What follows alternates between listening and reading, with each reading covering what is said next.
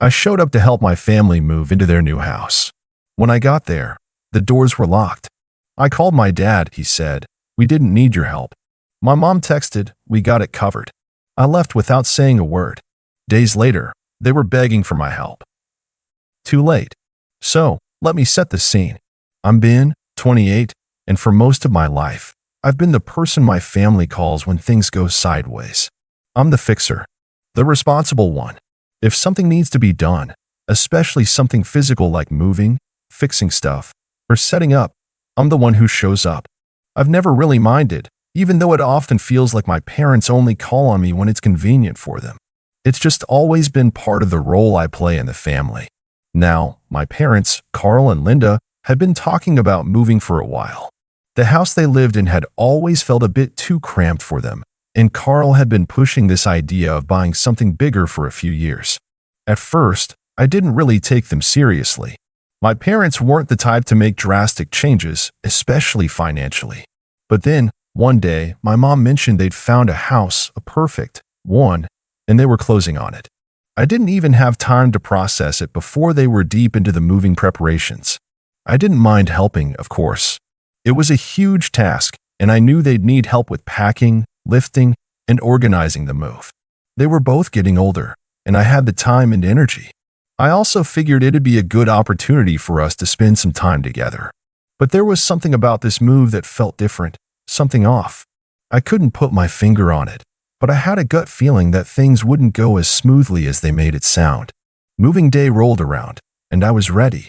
I'd cleared my schedule, packed up some tools, and drove to their new house early in the morning. The last time I'd seen the house was a few weeks before, when they were just getting started with the renovations. I was eager to see how much progress had been made. When I pulled up to the new house, the first thing I noticed was the chaos. The front yard was littered with boxes, and the garage door was open, revealing even more piles of stuff. It was clear they hadn't even started moving in yet. I thought I'd help them get organized, maybe start unpacking some of the heavier things. But as I walked toward the front door, I noticed something strange. The house was eerily quiet. I knocked a few times, figuring they might be upstairs or in the back, busy with something. But there was no response. I knocked again. Still nothing. I checked my watch, figured they'd be awake by now, but I didn't hear any sounds of activity inside. Feeling a little awkward, I tried the door handle. It was locked. At this point, I was a little confused. I knew they were planning on moving in, so why wasn't anyone around? I stood there for a few moments, trying to figure out if maybe they'd gone out for breakfast or if they were just in the middle of some other task I didn't know about. I pulled out my phone and called my dad. It rang a few times before he picked up. Hey, Dad. It's Ben. I'm here. The door's locked. Do you want me to wait outside or, we didn't need your help today, Ben, he said, sounding distracted and maybe a little annoyed. I blinked, trying to process what he was saying. What do you mean? I thought you needed help moving in. No, we're good, he replied quickly. Your mom and I are handling it. You don't need to worry about it. I felt a flash of confusion. This wasn't like him at all. Wait, are you sure? I drove all the way out here. I even brought some tools to help with the heavy stuff. We're fine, Ben, he cut me off, his tone getting a little sharper. Just head home. We'll be fine without you. There was a pause, and I just stood there for a second, not sure how to respond. Okay, I said, feeling like I had just been dismissed. All right, I'll leave then. And then, just like that, he hung up. I stood there in front of the house, my hand still holding the phone, staring at the door. The entire situation felt wrong. Not just the fact that I had driven all this way for no reason, but the way my dad had spoken to me, it was almost like I wasn't welcome. It stung. We weren't super close, but I thought we had a decent relationship. It had never been like this before. I decided to try one more thing. I shot my mom a quick text.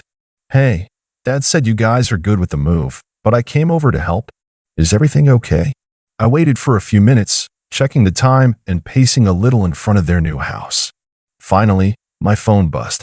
I pulled it out, half expecting an explanation or maybe even an apology. The message from my mom was short, almost to the point of being cold. We got it covered.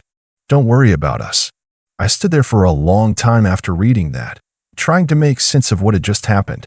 Here I was, ready to help, and both my parents had told me in no uncertain terms that I wasn't needed.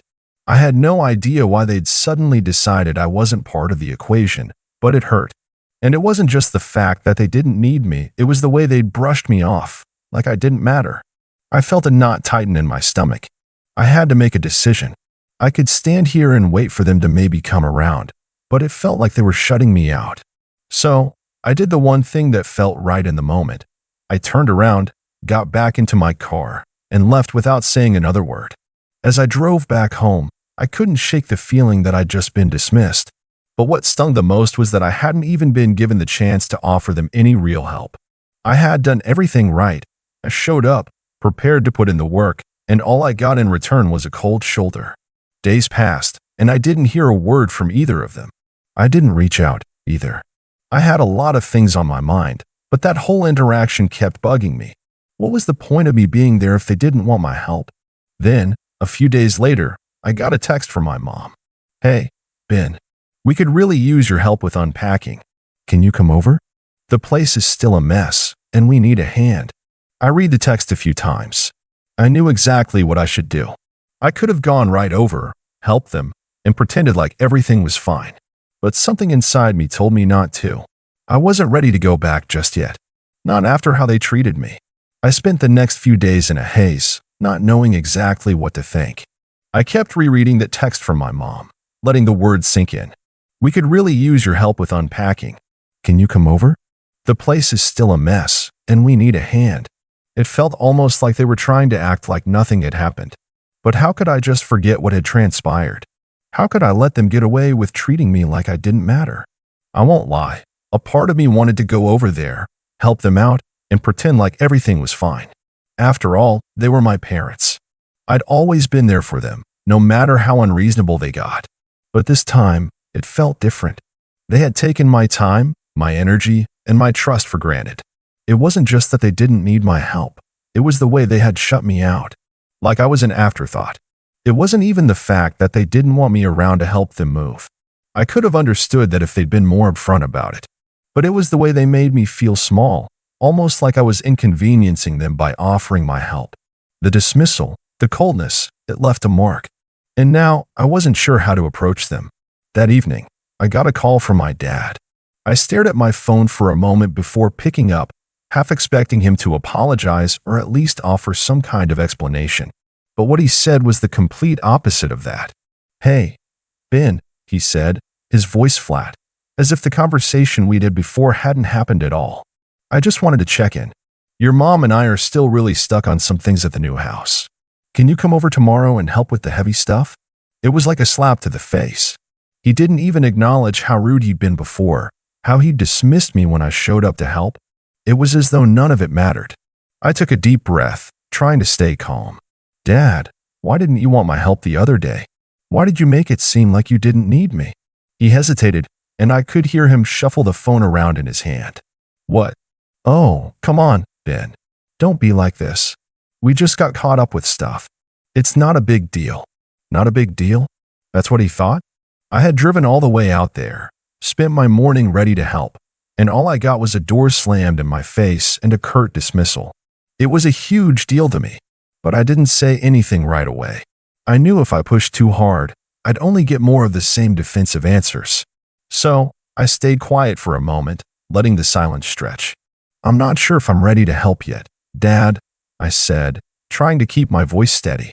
"You can't just treat me like I don't matter and expect me to come running when you change your mind." His voice grew sharper. "Don't be difficult, Ben. We need your help. I'm not asking for much. Just come over and get the job done." I felt a sharp, cold anger building inside me. I wanted to yell at him, to tell him exactly what I thought about the way they had treated me, but I didn't. Instead, I let out a sigh and said, "I'll think about it."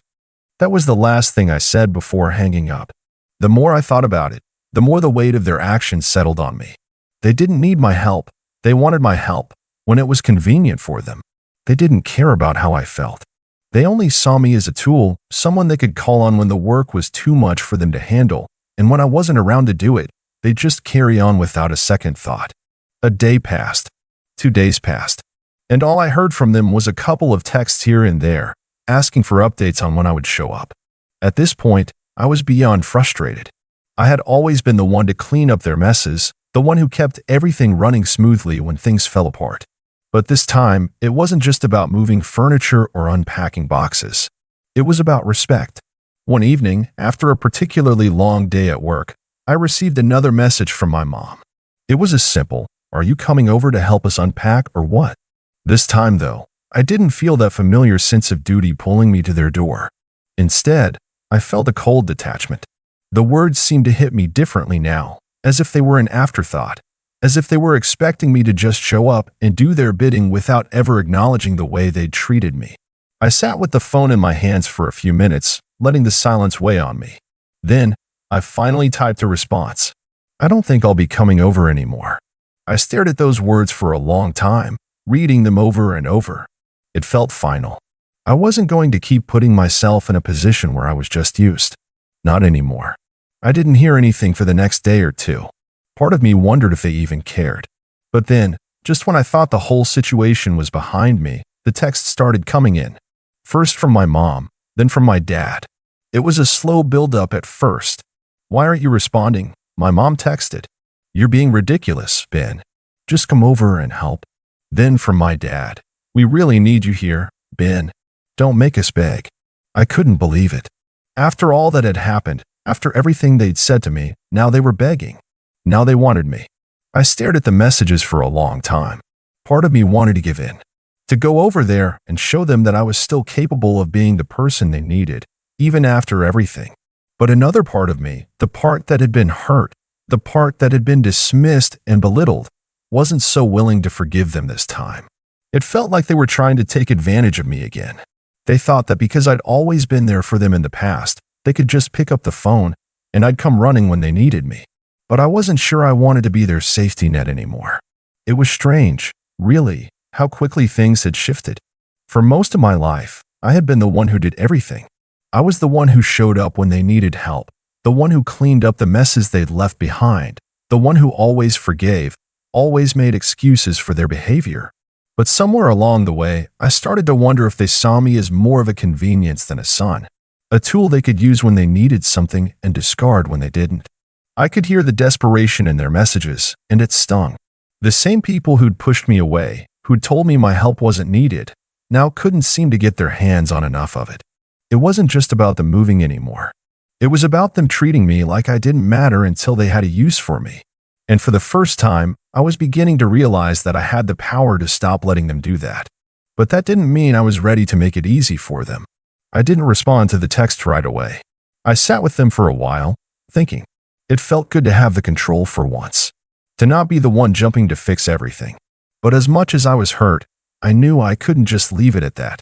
I had to make them understand how it felt to be cast aside, to be treated like an afterthought when it suited them, and then begged for help when things got tough. They needed to learn that I wasn't always going to be their backup plan, that I deserved more than what they had given me. The next day, I got a call from my mom. It was the same tone she'd used in her texts, urgent, almost pleading. "Ben," she said, sounding exasperated, "you have to come help us. The place is a disaster. We're completely overwhelmed, and we can't do it without you. Please." I let it ring for a moment, not answering. I wanted to let her sit in the silence for a while, just like I had done. I wanted her to feel how I felt when they'd ignored me that morning, when they'd told me I wasn't needed. After a few rings, I finally picked up. "Mom," I said, keeping my voice steady, "I'm not coming over. Not today. Not unless you're ready to have a real conversation about how you treated me." There was a pause on the other end of the line. I could practically hear her brain working, scrambling to figure out what had just happened. She wasn't used to me refusing. She was used to me being the dependable one, the one who came running the second they called. "Ben, please," she said, her voice dropping a little. "We're really in a tough spot here.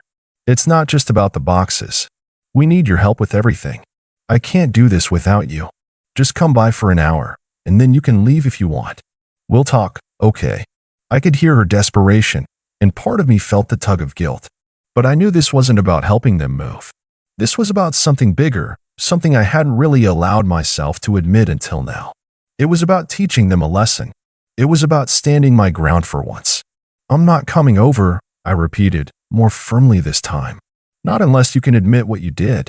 I want you to understand how hurt I was, how you made me feel when I showed up, and you acted like I was nothing. You don't get to treat me that way and expect me to just forget it. Not anymore. There was a long silence, and for a second, I wondered if she was going to hang up on me. But then she spoke, her voice quieter this time. I didn't mean to hurt you, Ben. We just didn't think. Things got chaotic, and exactly. I cut her off. You didn't think. You never do. You just take and take, and when I stop giving, you act like I'm the one who's being unreasonable. I let that hang in the air for a moment. I wanted her to feel it, to understand the weight of my words. She had to realize that I wasn't going to be the one to always pick up the pieces anymore. I'm sorry you feel that way, she said finally, but it didn't sound like a real apology. It sounded like she was just trying to smooth things over, hoping I would cave.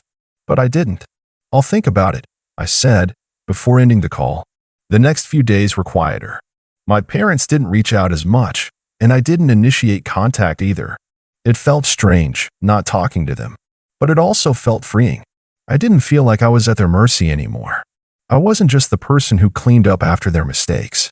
And as the days passed, I began to wonder if they even noticed the distance I was putting between us. Then, about a week later, I got another text from my dad. It was brief, just like the others, but this one hit a little differently. Ben, we've hit a wall. Can you come over and help? It's getting pretty bad here, and we really need you. Please. At that point, I was done with the emotional games. They were trying to guilt me, trying to manipulate me back into the role they'd always assigned to me. But I wasn't going to fall for it. Not anymore. I took my time to respond. When I finally did, I made it clear how things were going to go from now on. I'll help you when you start treating me like an equal. When you stop using me only when it's convenient for you. I won't just come running anymore. I didn't expect an immediate response. It was clear they hadn't learned yet.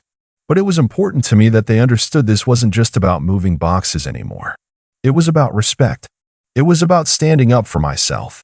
A few hours passed after I sent that last message, and I didn't hear anything back immediately. Part of me expected my parents to give up, to continue with their usual pattern of pretending everything was fine until they needed me again. But that wasn't what happened. Later that evening, I received a text from my mom, and when I saw the notification, I felt a strange sense of calm. It wasn't a desperate plea like before. It wasn't an apology or a promise to change. No, it was worse. We're just going to have to manage without you. Your dad and I are tired of trying to get through to you. Maybe you don't care about us anymore, but we've got enough on our plate. It was as if they were completely oblivious to the fact that they'd made me feel like I didn't matter for so long, and now that I was standing up for myself, they couldn't handle it. It was the ultimate form of gaslighting. They were twisting the situation, making it seem like I was the one who was being difficult, when in reality, they had pushed me to this point. I stared at the screen for a while, letting the words sink in.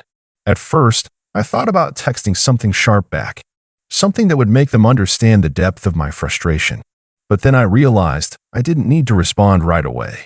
I didn't need to play into their game of manipulation anymore. I could walk away, and for once, it felt like the right decision. I didn't reply to her message. Instead, I put my phone down, walked away from the situation, and focused on something else for a while. I needed to get my head on straight. After everything, I couldn't just let them off the hook so easily. They needed to understand that the days of me being their backup were over. I had to stand firm. 2 days later, I got a call from my dad. I almost didn't pick up, but I figured it might be important. It wasn't. Ben, he started, voice strained. We've been waiting on you. We're really getting behind on unpacking. It's been a mess here. Please, just come by and help out. He sounded so weary, as if he had been doing all the work himself, and it was somehow my fault that he couldn't keep up. I felt a wave of anger rise up in me, but I tamped it down. I knew what I needed to do. I was tired of being manipulated. Dad, I said, keeping my voice calm, you've been treating me like I don't matter for weeks. I don't just show up when it's convenient for you anymore. I'm not going to be your last-minute fix when everything falls apart. I've been there for you, and every time I show up, I get shut out or ignored. I'm done. I could hear him trying to speak over me, but I wasn't having it anymore. I don't think you understand how hard it's been for me too. You want me to just drop everything, like I'm nothing but a tool. Well, I'm not doing that anymore. You need to figure it out on your own, like you've been telling me you can." There was silence on the other end of the line, and for a second, I thought he might finally understand. But then, his response made it clear that nothing had changed. "Fine, Ben. If that's how you feel, we don't need you anyway." It was the same tired line they always used when they were trying to make me feel guilty for standing my ground. But it didn't work this time. I wasn't playing their game anymore. I hung up without another word. That was the last conversation I had with either of them for a while. They stopped trying to contact me for a few days, and I felt a weight lift off my shoulders. But things didn't stay quiet for long.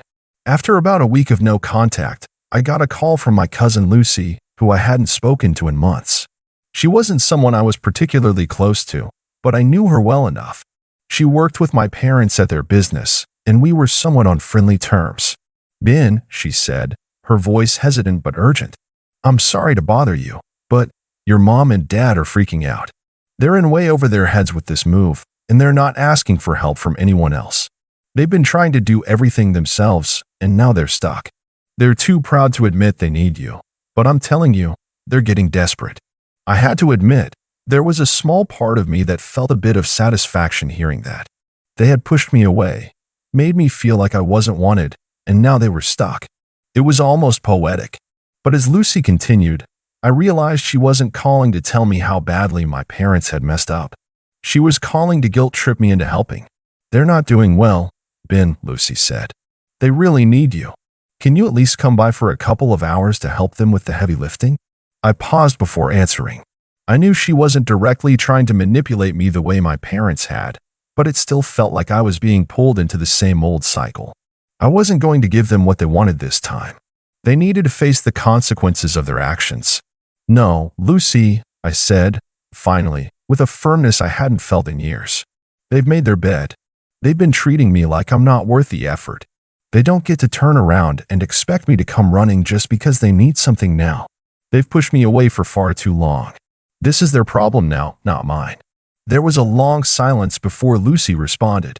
"I understand," she said quietly, and I could tell she didn't quite know how to handle it. But she didn't push me further. I hung up, feeling a sense of finality. Days passed. I stayed away from my parents and continued living my life without their constant demands. I didn't feel guilty anymore. For the first time, I realized that I didn't have to sacrifice my happiness for their convenience. And that was a revelation I didn't expect to come from a simple move. Eventually, I got a message from my mom, but this time it wasn't the usual, "We need you" text. It was more subdued, like they had finally realized they had pushed me too far. "Ben, we messed up. We're sorry for how we treated you. We never meant to make you feel worthless." I could tell that she was trying, but it felt like too little, too late. The damage had already been done. I didn't respond to the message. I didn't need to. They had made their bed. They had taken me for granted for so long, and now they were finally seeing what that cost them. They had learned a lesson the hard way, but it wasn't my job to make it easy for them. In the end, they did manage to unpack the house on their own, but I wasn't there to help. They didn't call me again after that message. I didn't know if they were truly sorry or just embarrassed by the situation, but it didn't matter. I had learned to stand up for myself, and I wasn't going to let them walk all over me anymore. As for me, I moved on with my life. It wasn't easy, but it was worth it. I learned that family isn't about who can be the most convenient when you need them. It's about respect. And I wasn't going to let anyone take mine for granted ever again.